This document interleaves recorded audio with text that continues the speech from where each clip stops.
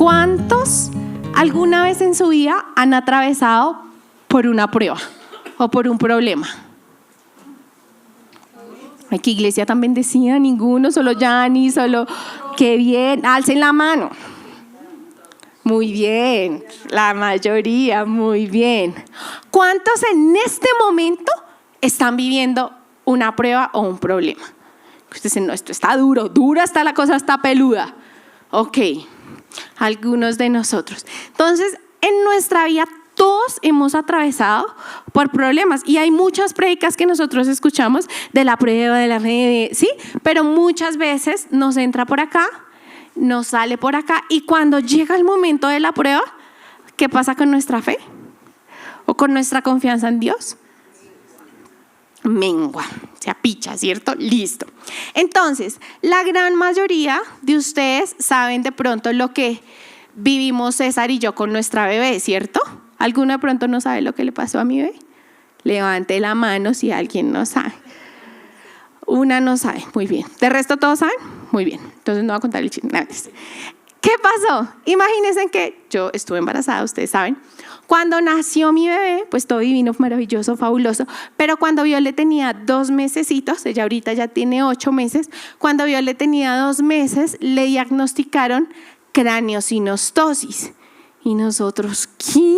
Pues ella sí tenía la cabeza rara, ¿no? Como alargada, un poquito atrás, pero todos nos imaginamos menos que fuera eso o que nos explicaran y nos dijeran a la bebé hay que intervenirla. Y el doctor nos dijo hay que hacerle una cirugía de cráneo. Nos dijo cuanto antes mejor porque tiene que hacérsela ya porque luego ella crece y luego es peor y luego se le deforma la cabeza y luego se le oprime el cerebro y entonces nosotros quedamos, oh my God. Pues porque nunca esperábamos que nos dieran esa noticia. Mi embarazo fue súper tranquilo, fue súper saludable, en las ecografías todo salió muy bien. Entonces, cuando Viole nació, pues no pensábamos nosotros que nos fuesen a dar ese diagnóstico, ¿cierto? Pero resulta que las pruebas son algo inevitable que nosotros vamos a vivir. O sea, no es que tú digas, no, a mí no me van a pasar porque es que yo sí oro, yo sí voy a la iglesia, entonces a mí no me van a pasar pruebas. No, a todos nos van a pasar diferentes pruebas. Y para esto me voy a basar en Santiago 1, del 1 al 4. ¿Listo? Pero antes quiero contarles o recordarles lo que Jesús le advirtió a sus discípulos. ¿Qué le dijo Jesús a sus discípulos? ¿Quién sabe? Que en el mundo tendrían aflicción, ¿cierto? ¿Qué más le dijo? Que confiáramos en Él. Ok. Jesús le dijo, miren, ustedes en el mundo van a enfrentar diversas pruebas y tristezas, pero tranquilos, no se preocupen, porque yo he vencido al mundo. Él les advirtió. Jesús no les dijo, bueno, miren, tranquilos, yo aquí voy para el cielo, los meto en una burbujita, a ustedes no les va a pasar nada, van a ir en cochecito, todo bien, dijo el pibe. No, Jesús les advirtió y les dijo, ustedes van a tener problemas, tristezas, aflicciones, persecuciones, o sea, la cosa pinta, peluda, pero tranquilos. En otra ocasión dijo, yo voy a estar con ustedes. No se preocupen, ¿listo? Pero entonces muchas veces lo que yo les decía es que nosotros tenemos ese pensamiento erróneo de que como somos cristianos hay ciertos problemas que no nos pueden pasar a nosotros. O es que de verdad que yo sí oro, entonces a mí no me va a pasar eso. O es que a mí justo me pasó ese problema porque yo como que hace rato no oro. Eso seguramente es Dios que me está castigando. O justo esto es porque Dios entonces me quiere dar una lección. ¿Será que eso sí es así? Muchas veces podemos pensar eso. Y muchas veces hay iglesias en las que pueden predicar y hablar que si tú aceptas al Señor, todo se pone bien. Tranquilo, tu solución y nuestra solución obviamente es Jesús, pero aunque tengamos a Jesús, los problemas van a venir. Y muchos problemas van a venir muy peludos y van a ser muy difíciles de pronto de asimilar. Entonces quiero leerles Santiago 1, del 1 al 4. Les voy a leer la Nueva Traducción Viviente. Dice, Yo, Santiago, esclavo del Señor Jesucristo, escribo esta carta a las 12 tribus, los creyentes judíos que están dispersos por el mundo. Reciban mis saludos. Y hago ahí un paréntesis porque los discípulos estaban dispersos por el mundo. ¿Saben por qué? Porque estaban siendo perseguidos. En ese momento la persecución estaba bastante fuerte, que les tocó, mi hijo, uno por allá, otro por el norte, oriente, o sea, les tocó dispersarse, ir y predicar cada uno por diferentes lados, porque de donde estuviera juntos los cogían y tuki. Entonces, dice, en esta versión tiene un título de fe y constancia. Entonces dice: amados hermanos, cuando tengan que enfrentar cualquier tipo de problemas, considérenlo como un tiempo para alegrarse mucho, porque ustedes saben que siempre que se pone a prueba la fe, la constancia tiene una oportunidad para desarrollarse. Así que dejen que crezca, pues una vez que su constancia se haya desarrollado plenamente, serán perfectos y completos y no les faltará nada. Y entonces, ¿cuántos habían leído esta parte de la Biblia? La mayoría, ¿cierto? Listo, la mayoría la hemos leído, muy bien. Mi prédica tiene un título que es Aprovecha tu oportunidad. Esto va a decir, bueno, pero ¿para qué? ¿La oportunidad de qué o qué? Entonces, el primer punto dice: para irradiar el gozo que proviene del Señor. Aprovecha tu oportunidad para irradiar el gozo que proviene del Señor. Y les quiero volver a leer el versículo 2 que dice: amados hermanos, cuando tengan que enfrentar cualquier tipo de problemas, considérenlo como un tiempo para alegrarse mucho. ¿Será que esa es nuestra actitud cuando viene el problema? ¡Aleluya! ¡Gloria a Dios! ¿Llegó problema, sí? ¿O qué cara ponemos? ¿Se nos nota cuando tenemos problemas? ¿A usted se le ha notado que tiene problemas? Entonces esta prédica es para usted. Amén, hermano. Entonces yo hice, como les dije, en la Nueva Traducción Viviente dice: considérenlo como un tiempo para alegrarse mucho. En la Nueva Versión Internacional, esa parte dice: considérense muy dichosos. Entonces dice: cuando venga el problema, considérense muy dichosos. ¿Se han considerado dichosos ustedes cuando les llegan los problemas? ¿Qué piensan ustedes? No, es que el Señor de verdad que la tienes contra mí. ¿Otra vez yo? Eso pensamos, ¿cierto? No nos consideramos dichosos. Y la que más me gusta es la de... Ay, no, porque no salió la otra. Bueno, no me salió. Bueno, la Reina Valera dice: tened por sumo gozo. Cuando venga un problema, tenedlo por sumo gozo, ¿cierto? Pero lo que yo les digo es que cuando viene el problema, eso es lo último en lo que nosotros pensamos. Cuando tú has tenido problemas, Pochita, ¿cuál es tu actitud?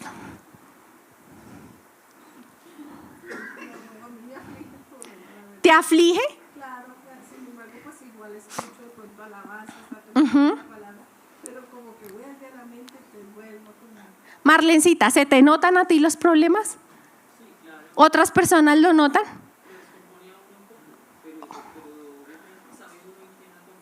Ok. Wilmar, ¿cómo te sientes tú? ¿Tienes cara de acontecimiento 24/7 cuando tienes algún problema grave?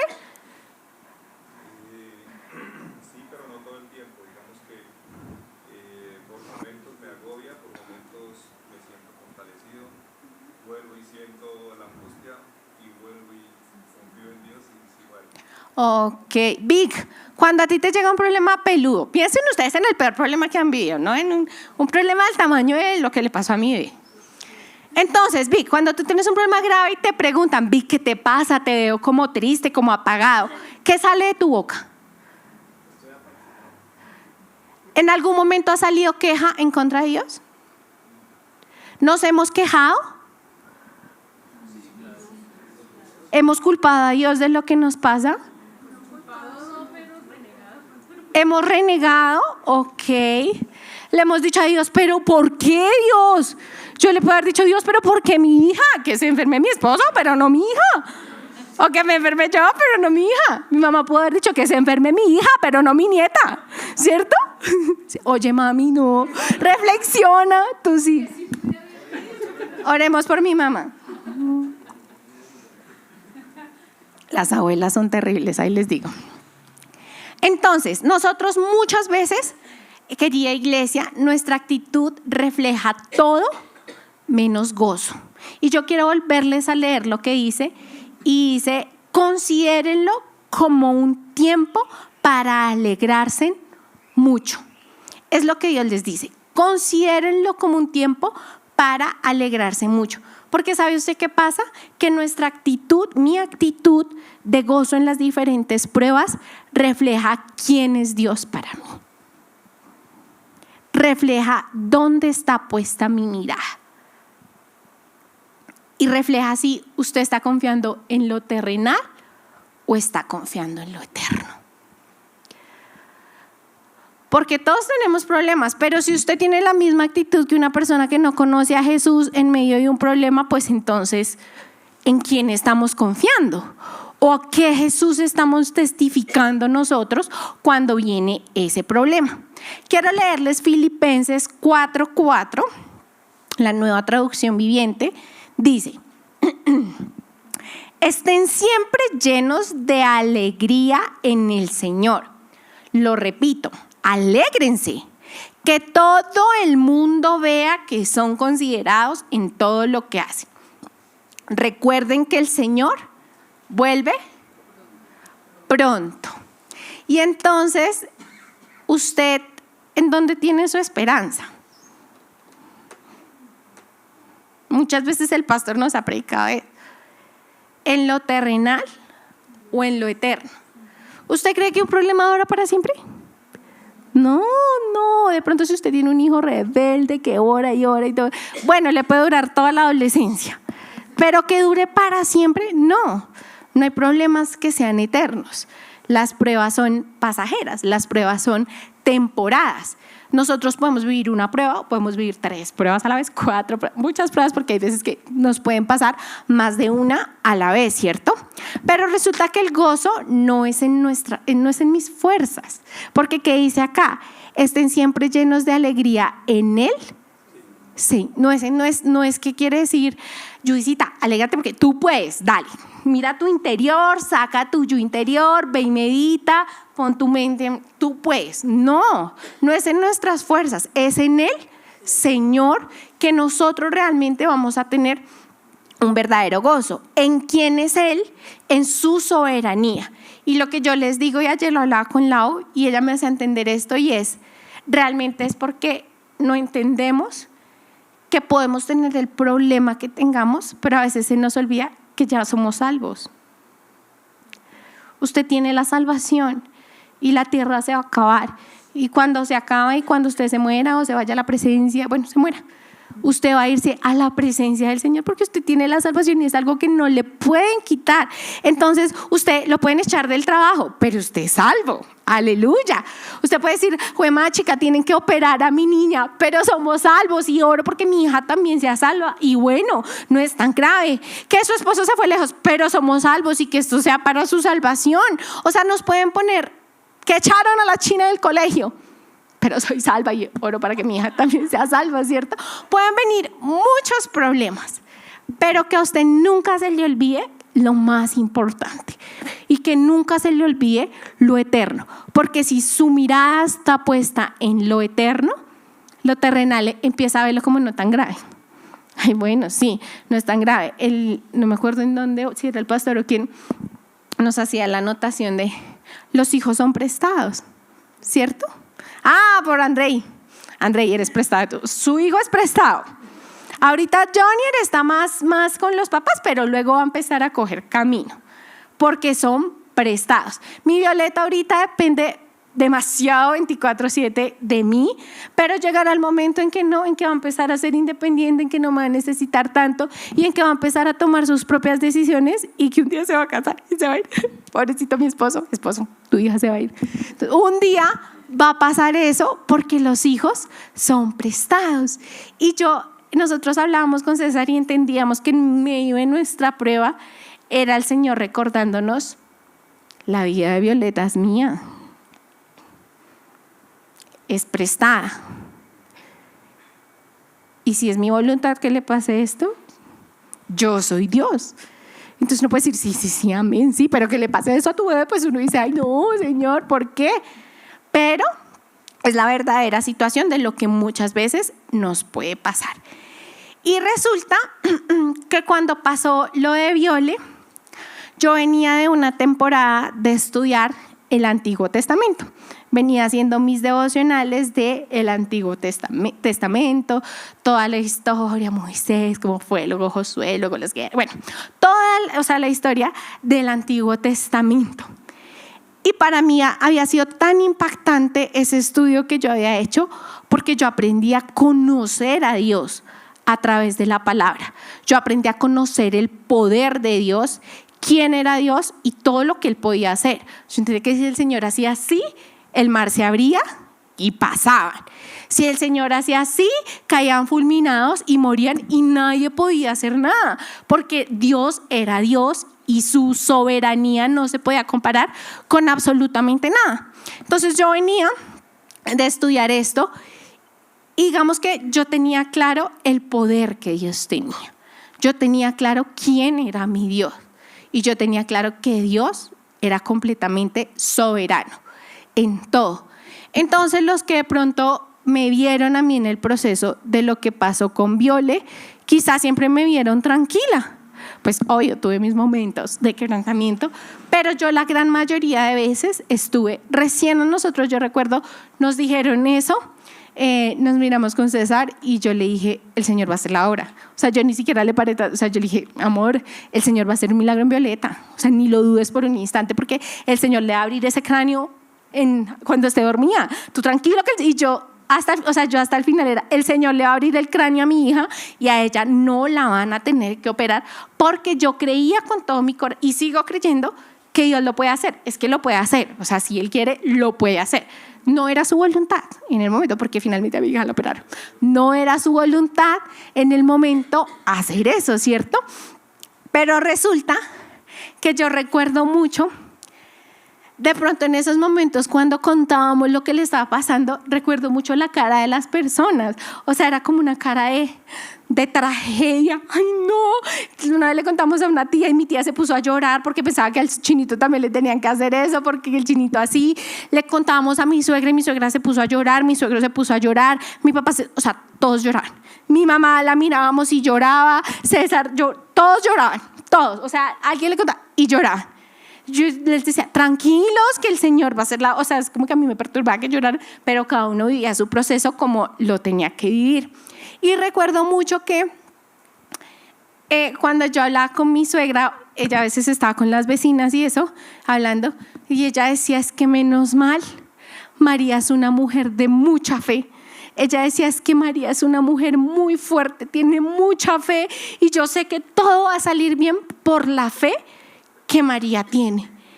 Y yo en un momento decía, wow, o sea, mi suegra es católica, súper católica, obviamente ella también tiene su fe, todo, pero cuando yo estudiaba esta palabra, yo entendía el por qué nosotros teníamos que vivir ese proceso.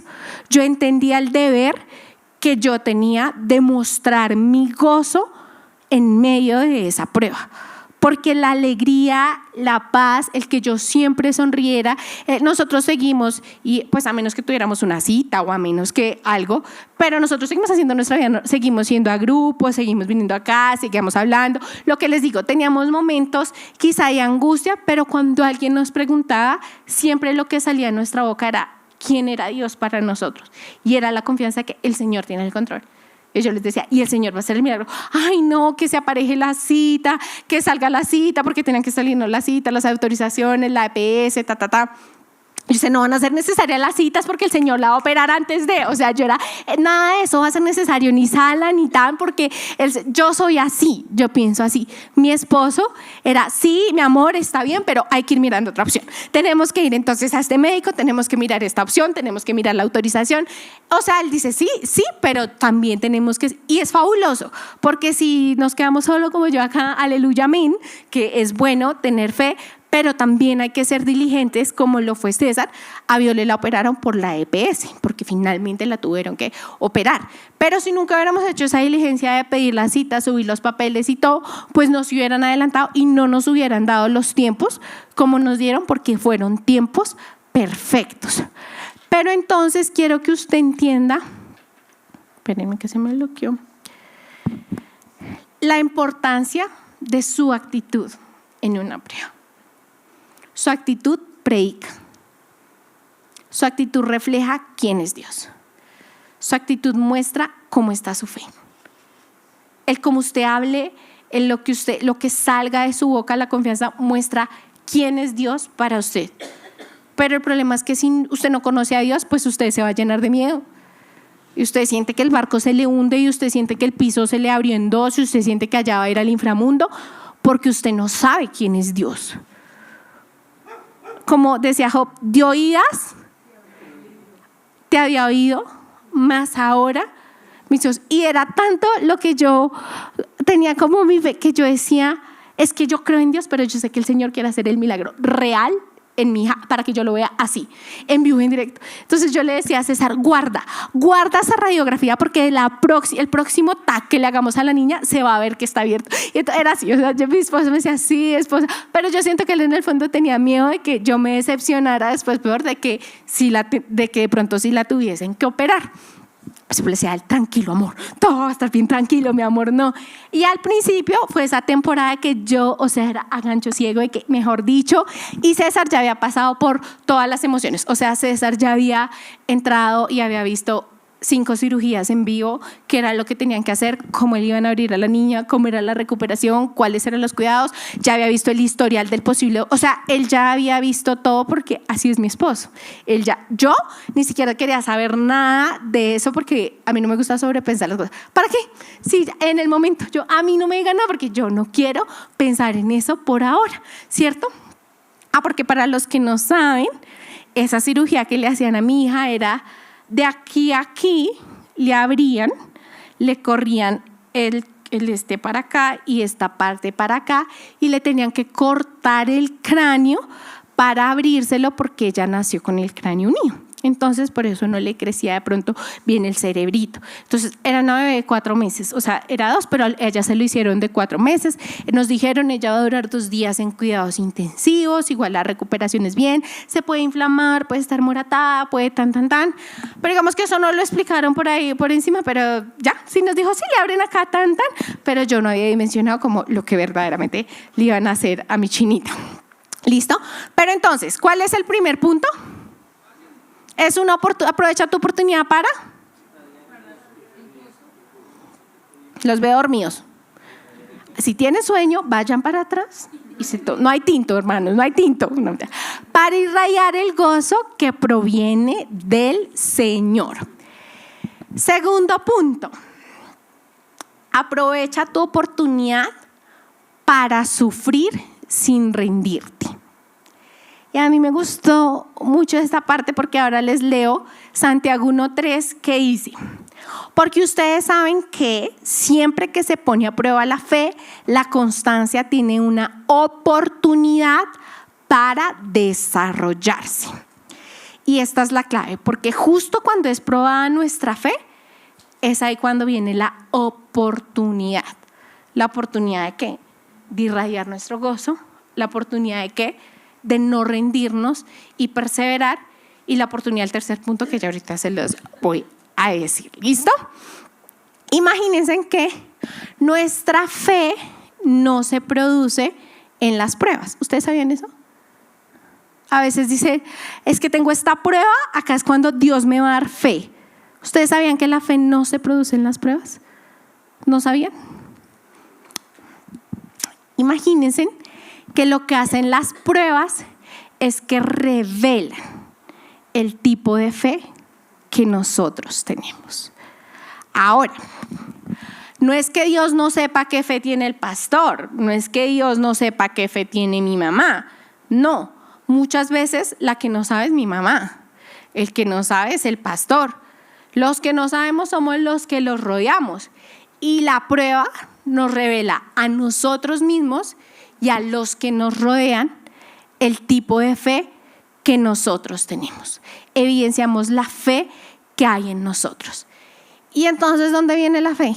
O sea, si no viene de la prueba, ¿de dónde viene? Y les quiero leer Romanos 10:17 en la versión Dios habla hoy, que dice: así pues, la fe nace al oír el mensaje. Y el mensaje viene de la palabra de Cristo. ¿Cuál es la palabra de Cristo?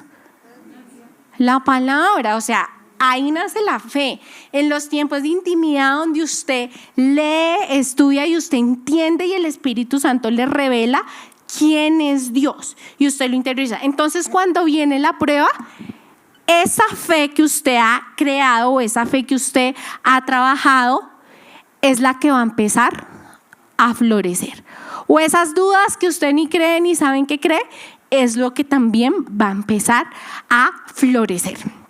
Entonces, mientras nosotros más profundizamos en la palabra, como les digo, y con la ayuda del Espíritu Santo, más sólida y resistente será nuestra fe. Pero lo que yo les decía, si nosotros no leemos la palabra, pues, porque yo estaba mejor, porque es que yo venía, mejor dicho, de todos los días y yo leía y hacía el estudio y yo miraba y como así, entonces donde salió y yo decía, wow, y yo le decía a César cada cosa que aprendía y yo decía, es que Dios es increíble. Entonces cuando ya, nuestra fe está así, bueno, vamos a ver de qué está hecha, qué es lo que hay en nosotros y qué es eso de pronto lo que uno predica, qué es lo que vive, porque muchas veces nosotros, ay, Dios tiene el control, ay, no te preocupes, pero nos viene la prueba y entonces uno se le abre el piso en dos.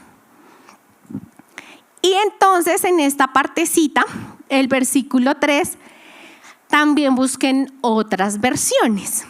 Y dice, cuando nuestra fe es puesta a prueba, entonces la Nueva Traducción Viviente dice, la constancia tiene una oportunidad para desarrollarse. ¿Qué se desarrolla? Constancia, ¿cierto? Cuando viene la prueba, ¿qué se desarrolla? Constancia. En la Nueva Versión Internacional dice, pues ya saben que la prueba de su fe produce perseverancia. En la Reina Valera dice, sabiendo que la prueba de vuestra fe produce paciencia. Y en la Dios habla hoy, que es la que más me gustó, dice, ustedes aprenden cuando nuestra fe es puesta a prueba, ustedes aprenden a soportar con fortaleza el sufrimiento. Y es que vamos a sufrir, pero la clave está en soportarlo con fortaleza y con gozo, en no desfallecer en el proceso, porque muchas veces tendemos a renegar, muchas veces tendemos a dudar, muchas veces tendemos a, ay, es que para qué si Dios no, a dudar del poder y de la bondad de Dios. Si alguna vez se le pasa a usted por la cabeza es que Dios no es bueno, su fe está en el piso. Alguna vez yo pensé es que Dios no es bueno porque permitió que esto le pasara a mi hija. Nunca en la vida dudé de la bondad de Dios y de la grandeza que Dios podía tener. Entonces, dice constancia, perseverancia, paciencia y soportar con fortaleza el sufrimiento. En la Reina Valera, que dice paciencia, yo pues en el estudio que me gusta cuando leo la Biblia, hablan de la palabra griega original. Entonces la griega original es upomoni. No sé si se pronuncia bien, upomoni, decía. Entonces yo digo upomoni, H-U-P-O-M-O-N-I, upomoni. Resulta que esta palabra no describe una espera pasiva, como que se paciente, tranquilo, ya, o sea, así, tranquilo. No, me gusta porque dice, significa el sufrir sin rendirse. Decía el estudio, no es tanto la cualidad que te ayuda a esperar calladamente en la sala de espera de un doctor, sino es la cualidad que te ayuda a terminar el maratón. ¿Cuántos han salido a trotar? Pocos. ¿Les gusta trotar? Sí, a mí no, trotar es horrible. Horrible. Y resulta que a veces un tiempo que yo dije, vamos a trotar, ¿sí? O sea, uno trota y yo dije, bueno, que sea 5 kilómetros. Dios mío, ya iban el 2 y yo ya sentía que es que ya no podía, ya me dolía todo, ya me dolía el pecho, ya no podía respirar, las piernas, todo, ¿sí? Pero las personas que hacen maratones, ¿cierto? Que corren los 10K, los 21K, los 30K, bueno, muchos Ks, pues esas personas necesitan una resistencia para terminar, porque puede llegar el punto, no, el mejor ejemplo es subir la montaña, qué horrible, uy no, esa montaña es lo peor. Subir la montaña, los que nunca han subido la montaña no lo hagan porque de verdad es un sufrimiento que no necesitan. Entonces cuando uno sube la montaña en bicicleta, llega un punto en que tú estás diciendo, me voy a morir acá. O sea, la primera vez que yo la subí, en serio, yo dije, acá, bajé esa vaina y yo me senté, yo estaba pálida, tenía ganas de vomitar y yo siempre le decía a mi mamá, ¿qué necesidad tienes de hacer eso? ¿Qué necesidad tienes de esa sensación tan horrible? Entonces, cuando una persona hace una maratón, su cuerpo llega a un punto donde ya no puede más, donde siente que muere, pero su mente y su resistencia es la que le permite seguir y terminar y llegar a la meta. Es eso. Entonces, cuando yo veía este ejemplo, yo decía, eso es lo que necesitamos. Yo decía, siento que avanzan los días y yo no veo que pase nada, Señor. Siento que pasan los días y yo veo que cada vez es más real esa cirugía. Siento que pasan los días y ya nos dieron la cita con el anestesiólogo. Siento que pasan los días y la cabeza de mi hija no mejora. Y yo decía, Dios, ¿qué pasa? ¿No la vas a operar o qué? Señor, y yo tenía mis conversaciones con Dios, pero hasta el final yo le dije a César, el Señor lo va a hacer. Tranquilo, Dios lo va a hacer, tú tranquilo. Pero yo iba a hablar, ¿qué pasa, Señor? O sea, apúrate, te lo pido porque, o sea, ya siento que la maratón, ya mi cuerpo no me está quizás dando más. Puede pasar, puede que nos cansemos, pero entonces acá dice, ustedes cuando nuestra fe es puesta a prueba, ustedes aprenden a soportar con fortaleza el sufrimiento. Porque van a sufrir, porque van a llorar, porque vendrán pruebas súper duras con sus hijos, con sus esposos, con su trabajo, con lo que más les puede doler en la vida.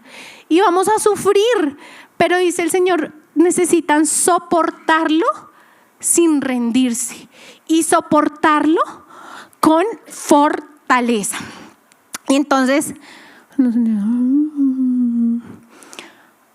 resulta que ¿quién creen ustedes que es nuestro mejor ejemplo de soportar el sufrimiento?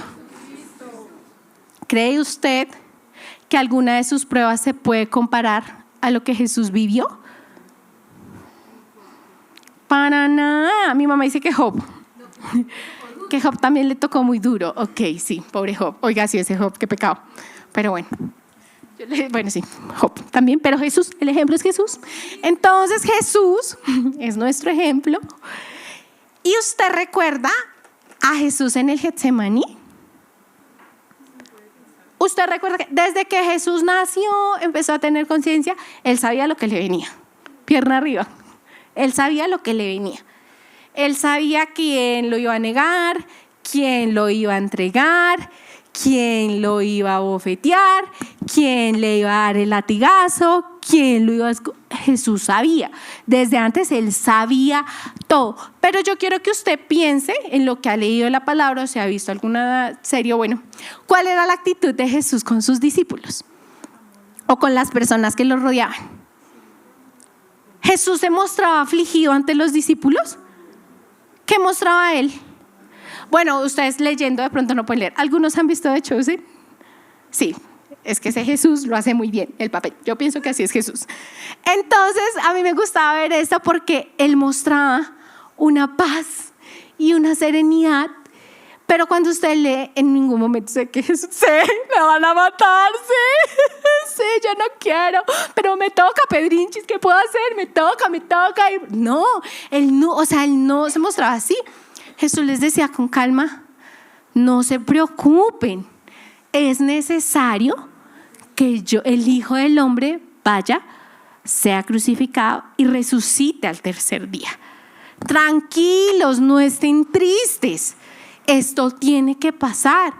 Y yo creo que en esos casos a veces el esfuerzo de tú tener que tranquilizar a otros es quizá un poquito más duro, porque tú también, Jesús también podía estar angustiado, ¿cierto? Jesús, mejor dicho, estaba, no quiero. Pero ¿qué mostraba Jesús? Su confianza en el Padre. ¿Qué les decía Jesús? No se preocupen, tranquilos, tiene que pasar eso. Todo va a estar bien porque yo voy a resucitar. Y luego ustedes, gracias a esto, van a poder tener acceso al reino de los cielos. No se preocupen. Pero resulta que cuando Jesús fue al Getsemaní, ¿qué pasó? Marlene, ¿qué pasó cuando Jesús fue al Getsemaní? Mira que está hablando eso con él, que cuando él llega a ese sitio y le dice a los apóstoles que les ayude a orar, mientras y él va y vuelve y los encuentra Roncando. vuelve y les dice que vuelvan y vuelve y los encuentra. Es un momento ya donde él dice Jesús, o sea, que pase de él esa copa, o sea, es un momento donde él llora lágrimas de sangre, o sea, es una cosa. Quien de pronto no conoce la historia, Jesús se fue a un lugar en soledad, porque dijo, Pedrito, no me acompañes, tú tampoco, quédense ahí, oren, quédense ahí, que yo tengo que ir a hablar con el Padre. Y Jesús, y a mí me encantaba esta parte porque Jesús fue a descargarse en secreto. Y es que yo digo, no es que tengamos que cargar el bulto solos y entonces no siento y entonces tengo que estar feliz y esto, eso. Claro, yo iba y me descargaba, pero con Jesús.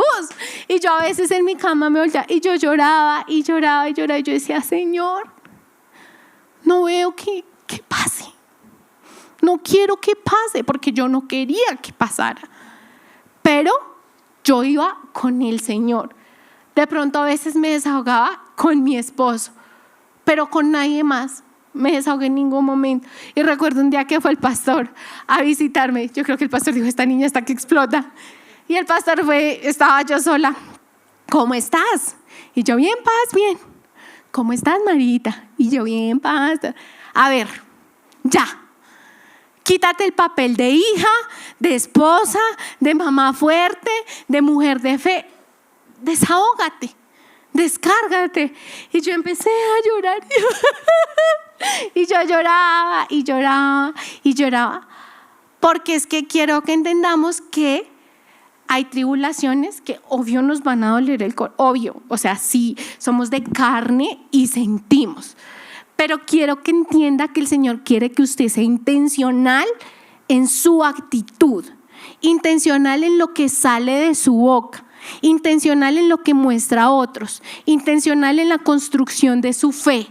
Usted tiene que ser intencional, porque cuando usted se siente desfallecer, el Señor coge sus brazos y los levanta y le recuerda, yo soy Dios y tú tranquila que todo va a estar bien, tú tranquila que el Señor, o sea, yo tengo el control. Y entonces resulta que finalmente, pues la operación del Señor no pasó, ¿no? O sea, el Señor no operó a mi hija en la esta. Pero yo sé que yo le decía, bueno, si el Señor quiere que le hagamos la cirugía, el Señor se va y se glorificó de unas maneras que ustedes no se pueden ni imaginar, con el médico, con los tiempos. Después de que la cirugía nos salía por 70 millones, no pagamos ni un peso, o sea, no pagamos absolutamente nada. Fue con un cirujano excelente, fue una atención excelente, fue en el tiempo perfecto, mejor dicho, y la recuperación de Violeta fue increíble. O sea, nuestro temor era, Dios mío, y ahora Violeta con la cabeza abierta, ¿cómo va a quedar mi hija? Porque para alzarla, para darle teta, para cogerla, Dios mío. ¿Usted cree? Al segundo día, al tercer día, esta niña operada, o sea, esa niña ya estaba como si nada, ya se movía, solo tenía su bendita. La recuperación de Violeta fue sobrenatural, porque el Señor fue quien la operó. O sea, no la operó en él como yo quería, pero la operó como él lo quería, porque sigue siendo Dios. Entonces, yo también entendía que hay momentos de la prueba donde usted tiene que hacer su duelo y donde usted tiene que entregar. Y si tú lo quieres así, Señor, está bien. y si te tengo que entregar mi hija, está bien. Porque a mi hija a una bebecita de 4 meses le iban a poner una anestesia general. Usted sabe que hay veces que no despiertan de la anestesia, ¿cierto? O que quedan después de la anestesia. Pueden pasar esas cosas. Y entonces pueden venir pensamientos o temores de, Diosito, ¿y si mi hija no se despierta? ¿Y si algo sale mal? Y si el mayor riesgo era que hubiera un derrame, o sea, que perdiera mucha sangre. Entonces eso era muy peligroso. Entonces yo, y si pierde mucha sangre, a veces podía tener yo mis dudas con yo, Señor, y si tan. Y yo lloraba con el Señor, pero nunca le decía yo estas dudas a mi esposo, sino yo sola se las hablaba al Señor. Pero yo me recuerdo que tuve que hacer ese duelo de cualquiera que sea tu voluntad, Señor, la acepto.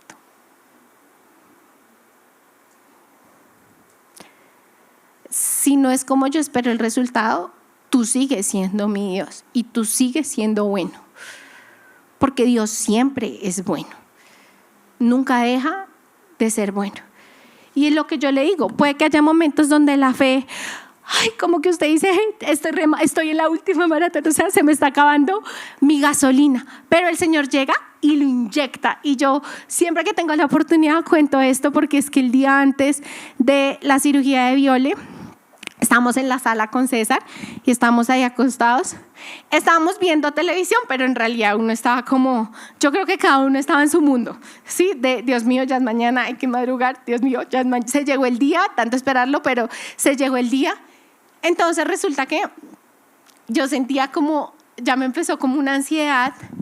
Y recuerdo que Sosita llamó a César y le dijo, primazo, les dejaron un domicilio, bajé a recogerlo.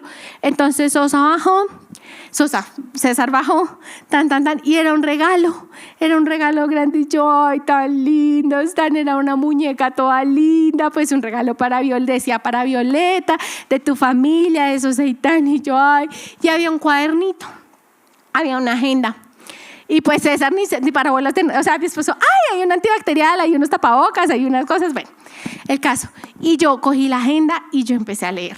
O sea, yo la abrí porque yo dije, pronto es un cuento, bueno, no sé qué es. Pero resulta que era una agenda en donde toda la familia le había escrito como una carta a Violeta. Y resulta que esa carta estaba llena de promesas y de palabra de Dios. Y decía, Viole, sabemos que todo va a estar bien, que tú eres una princesa, que tú eres apartada. Y decían palabras de, yo sé los planes que tengo para ti, planes de... Y yo lloré, atacada. Pero entonces en ese momento yo le digo, no era tristeza, era la gratitud que yo decía, Señor, esto era lo que yo necesitaba.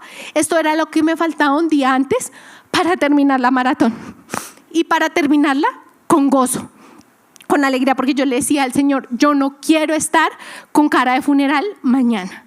Señor, yo no quiero que mi hija esté angustiada llorando y que se vaya llorando cuando se la lleve la enfermera. Yo le decía, Señor, toma tú, sigo remando, vamos, seguimos hasta el final.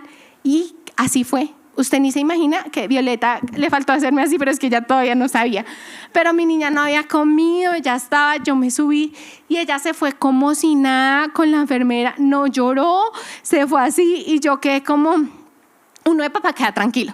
Si su hijo no queda llorando, si sube, uno queda como, ay, ya si llora después adentro, pues uno no se da cuenta y si uno no escucha, pues bueno, no es tan grave. Pero ella no lloró y yo le decía a César, no lloró, mi amor, no lloró ni un instante, estuvo tranquila todo el tiempo, ella se fue. Y yo decía, eso es Dios, eso es absolutamente la mano de Dios en todo el proceso. Y mi último punto dice que es la oportunidad para ser más como Cristo. Y es que su objetivo, ¿cuál es? Ser como Cristo. Nuestro objetivo es ser perfeccionados como Cristo. Llegar a la perfección de Cristo. ¿Vamos a ser perfectos? No, nunca. Pero tenemos que hacer nuestro esfuerzo para parecernos lo que más podamos a Jesús. Y Santiago 1:4 dice, así que dejen que crezca, pues una vez que su constancia se haya desarrollado plenamente, serán perfectos y completos y no les faltará nada. Pero procuren que esa fortaleza los lleve a la perfección, a la madurez plena sin que les falte nada. Esto lo dice la versión Dios habla hoy. Pero procuren que esta fortaleza los lleve a la perfección, a la madurez plena sin que les falte nada. Querida iglesia, hay situaciones que lo único que a veces también nos recuerdan es quién está en nuestro centro, en dónde está su mirada. Mi mirada está en mi hija, mi mirada está en mis dones, en mis talentos, en mi profesión, o mi mirada está en Jesús. ¿En dónde tiene usted su foco? ¿Quién es Dios para usted? ¿Es su centro o no es su centro? Porque a veces cuando nos quitan el centro, se nos cae el mundo. Pero si mi centro es Dios, Dios nunca va a fallar. Entonces el mundo nunca se me va a caer. Pueden venir circunstancias, problemas, angustias, pero el mundo nunca se me va a caer. Porque mi mundo es Dios. Mi centro es Dios. Cuando dice en la última parte, sin que les falte nada, cuando usted tiene a Jesús, lo tiene todo. Y lo decimos, pero vivirlo es otra cosa. Y yo me recordaba esa noche, si te tengo a ti, lo tengo todo. Aun si me faltara mi hija, lo sigo teniendo todo porque te tengo a ti, Señor. Aun si un día me falta mi esposo, lo sigo teniendo todo porque te tengo a ti, Señor. Entonces hay momentos, y me voy a poner el ejemplo de Job, donde el Señor le fue quitando todo lo que tenía. ¿Y qué le quedó? El Señor. Y con el Señor, ¿qué le quedó? Todo. Porque luego tuvo todo 1000 veces mejor. Entonces, si usted tiene al Señor, lo tiene todo. Y si usted está viviendo un problema en este momento, recuerde que nuestro deber es ser intencionales en la actitud que vamos a tener, en lo que va a confesar nuestra boca, en lo que vamos a predicar a otros con cómo nosotros actuamos. Yo ya acabé, ya iba a orar. Amén. Sí, ya iba a orar. Si tenemos a Jesús, lo tenemos todo, fin. No, que por último, iglesia.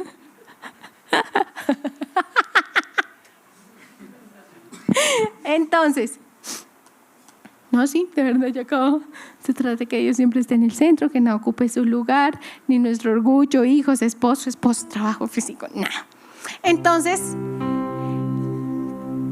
solo usted sabe lo que está viviendo. Usted puede decir, es muy duro. Es que ni se alcanzan a imaginar lo que estoy viendo. El Señor le dice, te entiendo. Porque sabe que es lo mejor, que Dios nos entiende. Jesús nos entiende, porque Jesús también sufrió. Y muchas veces puede que su esposo no la entienda, su papá no lo entienda, su mamá no lo entienda. Otros no lo van a entender.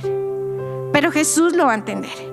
Y cuando uno va a la presencia de Dios, el Señor no le va a decir, ay, qué exagerada. No, el Señor dice, aquí estoy, tranquila, yo tengo el control. Yo soy tu Dios, yo soy tu Padre, yo soy el Creador, yo soy el que soy. Y si usted tiene a Jesús, lo tiene todo. Y hoy yo cada vez que veo a mi hija, digo, tengo un milagro, Señor. Tengo un milagro. Y es re loca. Y esa Violeta grita y bota babas y yo digo, gracias, Señor, porque ella es una prueba de tu bondad.